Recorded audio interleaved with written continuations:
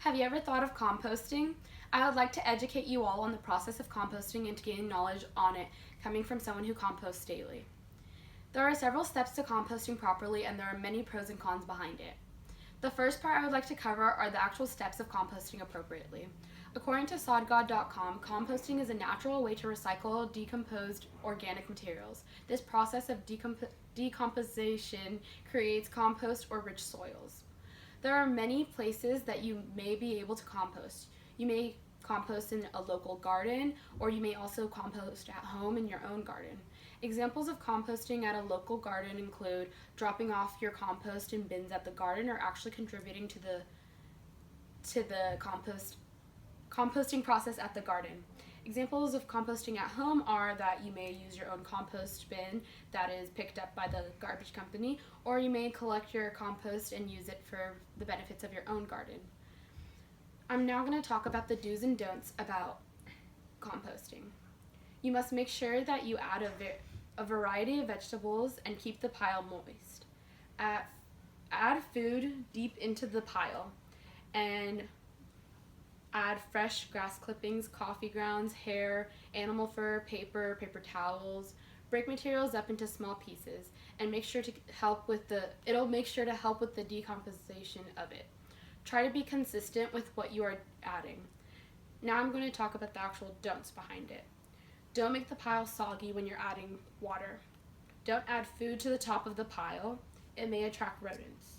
According to Raymond Gonzalez from thetreehuggers.com, things not to add to your pile may also be meat, fish, bones, dairy products, grease, fatty foods, pet waste, pesticides, diseased plants, and clothing.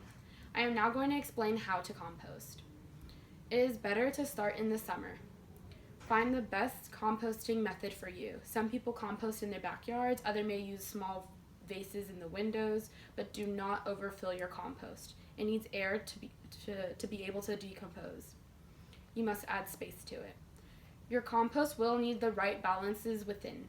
It will need the right amount of water as well as the appropriate amount of nitrogen and carbon. Layers to composting.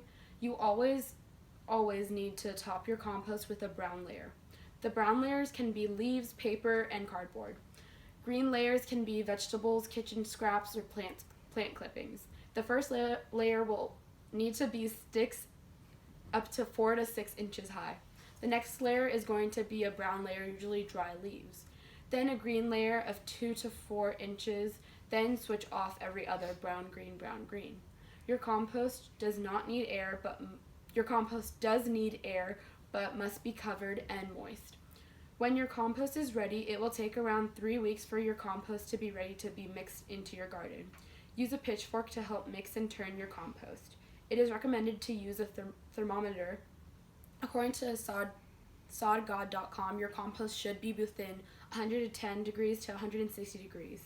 Composting waste can reduce garbage waste up to 30%. Now I'm going to talk about the pros and cons behind composting. There are many pros to composting and also many cons. First, the pros are that composting will help you grow many unique flowers and plants, help you bond with your family and friends, and help you have richer soil that will allow you to grow more plants. It will also save you money on the garbage bill with composting instead of throwing everything away. You can compost so much more than you think that you can, such as lint from your dryer. Composting also allows for better air quality due to the fact that you are composting food. You may grow vegetables within your compost without even trying. It also helps the environment with there being less landfill, and if you are too lazy to do it yourself, you can do it at your local composting garden.